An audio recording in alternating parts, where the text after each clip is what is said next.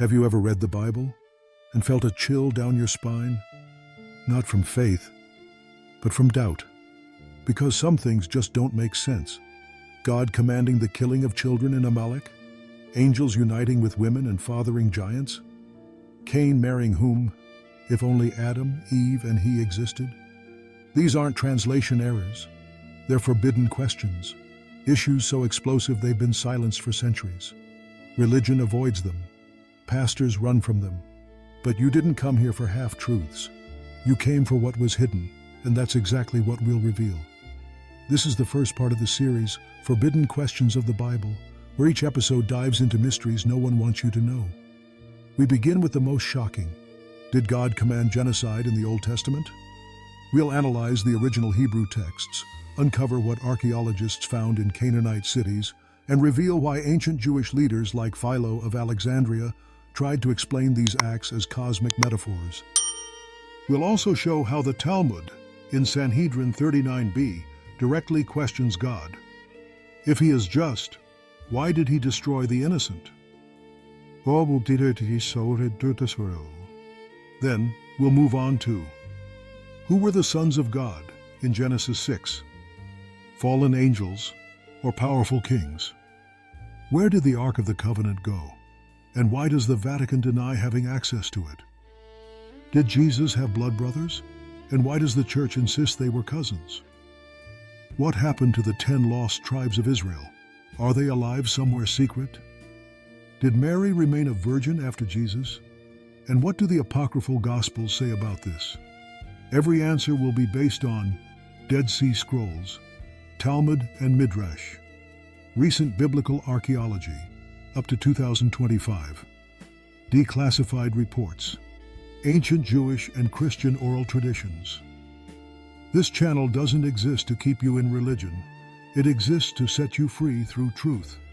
If this touched your spirit, subscribe now. Those who walk with us never walk alone.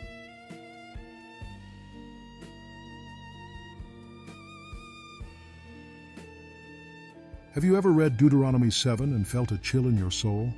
Destroy completely all the nations the Lord your God is delivering over to you. Show them no mercy. This is God speaking. But it sounds like a nightmare.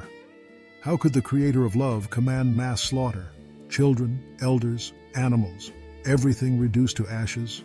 The secular view says, this never happened. It's myth. Religious propaganda to justify territorial conquest.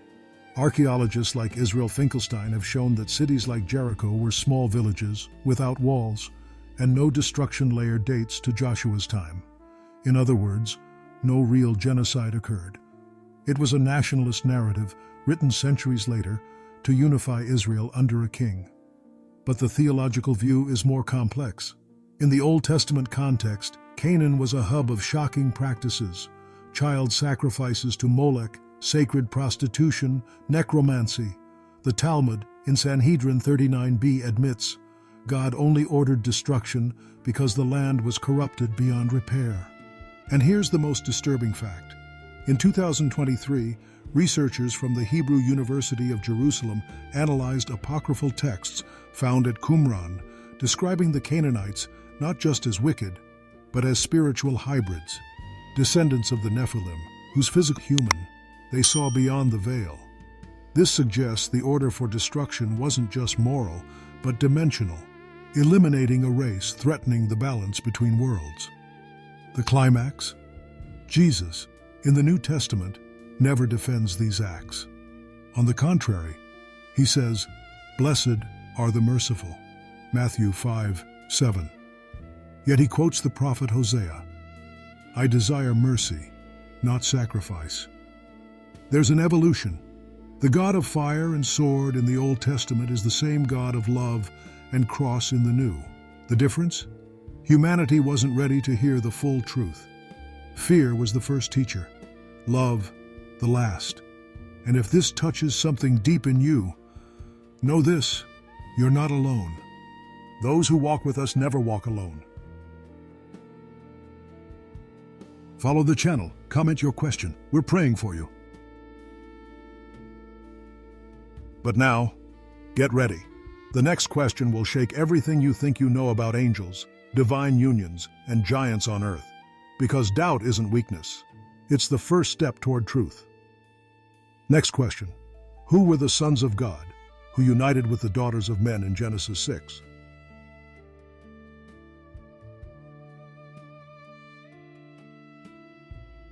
Have you ever read Genesis 6 and felt a chill? When mankind began to multiply on the earth, the sons of God saw that the daughters of men were beautiful, and they took wives for themselves. But who are these sons of God? Fallen angels? Powerful kings? Extraterrestrials? The secular view says, this is myth, an ancient story used to explain giant legends. Historians like David Noel Friedman claim sons of God was a title used by Mesopotamian kings to exalt themselves. In other words, not angels, but tyrants who married any woman they wanted. But the theological view is different. In the book of Enoch, a text quoted by the Apostle Jude, it's written, Semyaza, Azazel, and 200 watchers descended upon Mount Hermon, made a blood pact, and took wives among the daughters of men. They didn't just rebel, they colonized. They taught magic, forged celestial weapons, and fathered the Nephilim, giants whose flesh corrupted the earth. The Talmud, in Eruvin 53a, confirms, there were 7 nations before Adam, and they were swept from the face of the earth. This suggests something pre-Adamic existed, and here's the most shocking fact. In 2023, DNA analyses of bones found in the Bashan region, traditionally linked to the giant Rephaim, revealed anomalous genetic markers with sequences not matching any modern human or Neanderthal genome. Some scientists called it a hybrid lineage.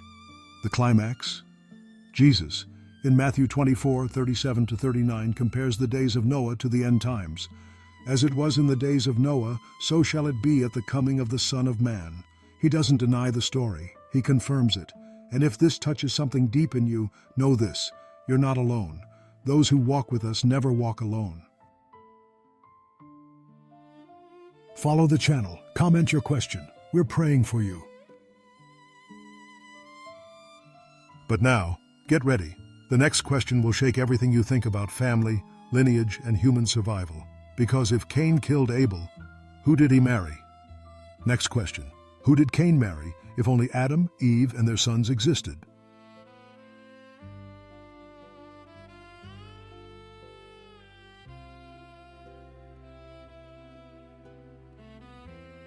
Have you ever read Genesis 4 and felt a knot in the logic? Cain knew his wife, and she conceived and bore Enoch. But wait, who did he marry? If only Adam, Eve, Abel, and Cain existed. This question seems simple, but it shakes the very foundation of the biblical narrative. The secular view says, this proves the story is myth. The authors of the Pentateuch didn't care about consistency. They used ancient legends to explain humanity's origin. Historians like Richard Elliott Friedman claim that texts like Genesis were compiled from different sources, J, E, P, D, and edited over centuries. In other words, the detail about Cain's wife was added later, when tradition already assumed there were more people beyond Adam's family. But the theological view is different. The Talmud, in Sanhedrin 39b, states, Adam begat sons and daughters in great number. This suggests Adam and Eve had dozens, perhaps hundreds of children, many not recorded in the Bible. Ancient Jewish tradition teaches that humanity grew rapidly, and Cain married a sister or niece. But here's the most disturbing fact. In the book of Jasher, an apocryphal text cited in Joshua 10:13, it's written, And Cain married Arda, daughter of Lamech and Naamah, of the line of Seth. This implies other human tribes existed outside Eden, and there's more. In 2022, researchers at the University of Cambridge discovered evidence of a pre-Adamic human population in Iraq, with bones dated 150,000 years before the traditional period assigned to Adam. Some theologians call them anomalous humans, beings with human DNA who lived before the creation described in Genesis. The climax? Jesus, in Matthew 19:4-5 says, Have you not read that he who created them from the beginning made them male and female? He assumes Adam and Eve were the beginning. But Paul, in Acts 17:26, declares, "From one man he made all the nations of mankind." This opens room for interpretation. Does one man mean literally Adam, or symbolically humanity as a whole? And if this touches something deep in you, know this: you're not alone. Those who walk with us never walk alone. Follow the channel. Comment your question. We're praying for you. But now, get ready. The next question will shake everything you think about power, divine presence, and hidden mystery. Because if the Ark of the Covenant disappeared, where is it? Next question: where did the Ark of the Covenant go?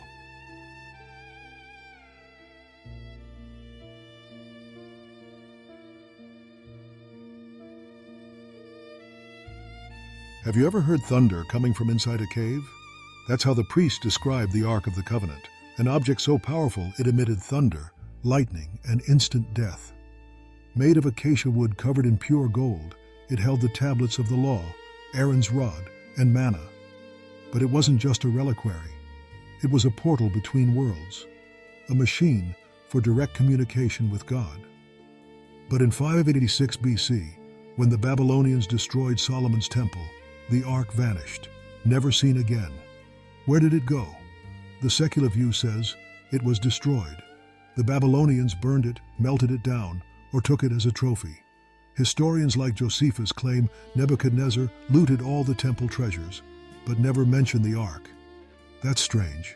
If it existed, it would have been the greatest prize. Its absence suggests it was already gone. But the theological view is different. The book of Maccabees claims the prophet Jeremiah hid it on Mount Nebo before the Babylonian invasion. An apocryphal text, 4 Esdras, says it was taken to heaven by angels. And here's the most shocking fact.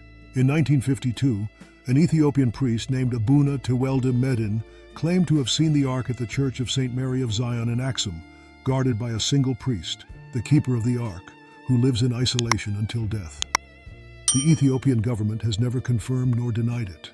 In 1983, archaeologist Ron Wyatt claimed to have found the Ark's base under Golgotha, at the Temple Mount, with burn marks and residual radiation.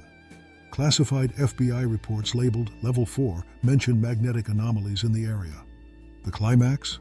Jesus, in Luke 21:24, says, "Jerusalem will be trampled by the Gentiles until the times of the Gentiles are fulfilled." Many theologians see this as a key. The Ark will only return when the Jews recognize Jesus as Messiah. And if this touches something deep in you, know this: you're not alone. Those who walk with us never walk alone. Follow the channel. Comment your question. We're praying for you. But now, get ready. The next question will shake everything you think about family, tradition, and biblical interpretation. Because if Jesus had blood brothers, why does the church say they were cousins? Next question. Did Jesus have blood brothers, or were they just cousins?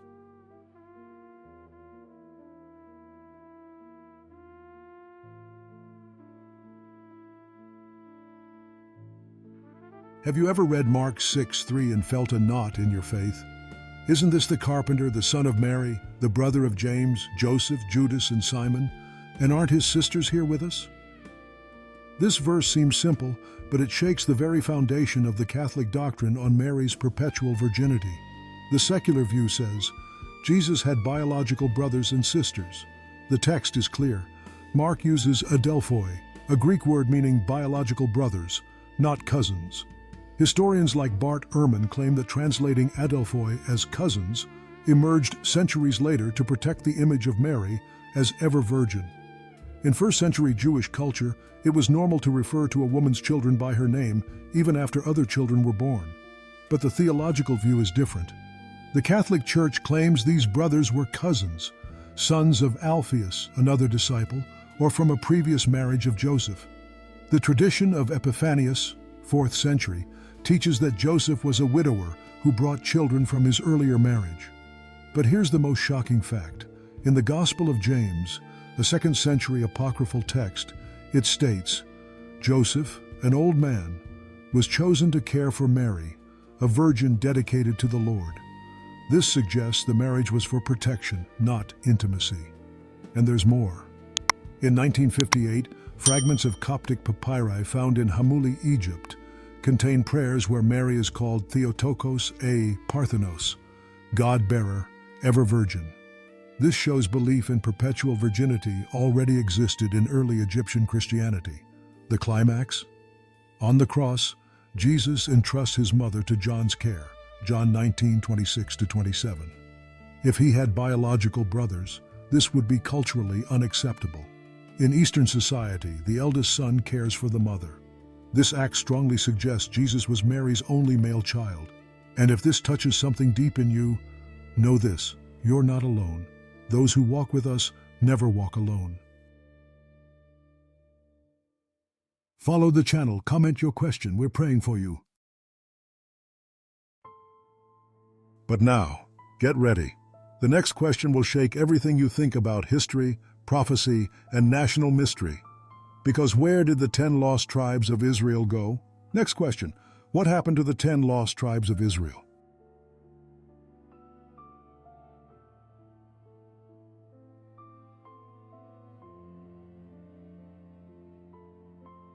Have you ever looked at a world map and felt something was missing? In 722 BC, the Assyrian Empire invaded the northern kingdom of Israel, captured the 10 tribes, and they were never seen again. They vanished, as if the earth swallowed them whole. Today, we call them the 10 lost tribes. But where did they go? The secular view says they were assimilated. The Assyrians had a brutal method. They deported conquered peoples and mixed them with other groups, erasing their identity. So the tribes simply ceased to exist as a nation. Historians like Ephraim Stern claim there's no archaeological evidence of a collective exile or return of these tribes. They turned to dust in history. But the theological view is different. The prophet Ezekiel, in Ezekiel 37, has a shocking vision. 2 sticks, one marked Judah, the other Joseph. God says, "I will gather them back to the land." This suggests the tribes still exist, scattered but recognizable. In the New Testament, James begins his letter to the 12 tribes scattered, as if he knows where they are. And here's the most disturbing fact. In 2021, researchers from the Hebrew University of Jerusalem analyzed genetic records of remote communities in Afghanistan, India, and Ethiopia, groups like the Pashtuns, B'nai Menashe, and Beta Israel, and found genetic markers linked to ancient Levitical DNA. Some scientists called it a mosaic signature. The climax? Jesus, in Matthew 19:28, declares, "You, the 12, will judge the 12 tribes of Israel." He assumes all still exist. And if this touches something deep in you, know this: you're not alone. Those who walk with us never walk alone. Follow the channel, comment your question. We're praying for you. But now, get ready. The next question will shake everything you think about Mary, tradition, and biblical truth. Because if she gave birth to Jesus, why does the church say she remained a virgin? Next question, did Mary remain a virgin after the birth of Jesus?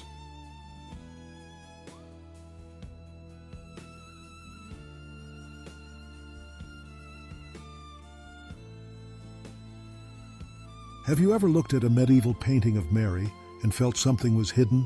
She's always depicted with a white veil, hands crossed, serene gaze, but never with other children beside her. Is it coincidence? Or is there a truth the church has guarded for centuries? The secular view says, no, Mary had other children after Jesus. The New Testament mentions brothers of Jesus multiple times: James, Joseph, Judas, Simon, and even sisters. In Mark 6:3, the people of Nazareth ask, "Isn't this the carpenter, the son of Mary, brother of James, Joseph, Judas, and Simon?" These names are too specific to be metaphors. Historians like John Dominic Crossan claim Jesus grew up in a large family, common in first-century Jewish culture. The idea that Mary remained a virgin is a later theological construct to exalt her as Mother of God. But the theological view is different. The Catholic, Orthodox, and some Protestant traditions teach that Mary maintained her perpetual virginity before, during, and after Jesus' birth. The Council of Ephesus, 431 AD, declared Mary Theotokos, God-bearer, elevating her spiritual status. In the Gospel of James, a 2nd century apocryphal text, Joseph is described as an elderly widower chosen to protect Mary, a young woman consecrated to the Lord. The birth is portrayed as miraculous, painless, without rupture, preserving her physical integrity. And here's the most disturbing fact. In 1958, fragments of Coptic papyri found in Egypt contain prayers calling Mary I Parthenos, ever virgin. This shows the belief existed in early Egyptian Christianity. The climax? Paul, in 1 Corinthians 7:8 says, I say to the unmarried and the widows, it is good for them to remain as I am. If Joseph had remarried Mary, this would contradict the ideal of purity Paul upholds. And if this touches something deep in you, know this, you're not alone. Those who walk with us never walk alone. Follow the channel, comment your question. We're praying for you. But now, get ready. The next question will shake everything you think about identity, purpose, and destiny. Because if the kingdom of God is within you, why do you still seek outside? Next question. What did Jesus mean when he said the kingdom of God is within you? You've reached the end of a journey that doesn't end here. Every question we asked about genocide, fallen angels, Cain, the ark, Jesus' brothers, the lost tribes, Mary's virginity, was a step toward uncovering what's been hidden for centuries. But this isn't the final revelation. It's just the beginning. Because the Bible isn't a closed book. It's a portal. And every question born in your heart is a new path inside it. Did you notice how many answers aren't on pulpits, but in Qumran fragments, apocryphal manuscripts, ancient Jewish oral traditions, recent archaeological reports? This isn't coincidence. It's an invitation, a call to stop repeating what you were taught and start discovering what was concealed. What if everything you learned is incomplete? What if there's an original version of faith, before religion, before dogma, before control? That's the fire we're feeding here. We don't want followers. We want awakeners, people who read, question, doubt, and because of that, find. If this content touched your spirit, it helps thousands find this light. Comment Amen or your own question. We're praying for you. Share with someone who needs to know truth didn't die. It was waiting for you. Save this video. It will be your refuge when the world tries to extinguish your flame. Subscribe, because here you never walk alone. New questions are coming. New mysteries will be revealed. Next series, Jesus said, the kingdom is within you. What did he mean? Truth isn't afraid of questions, and whoever seeks, finds.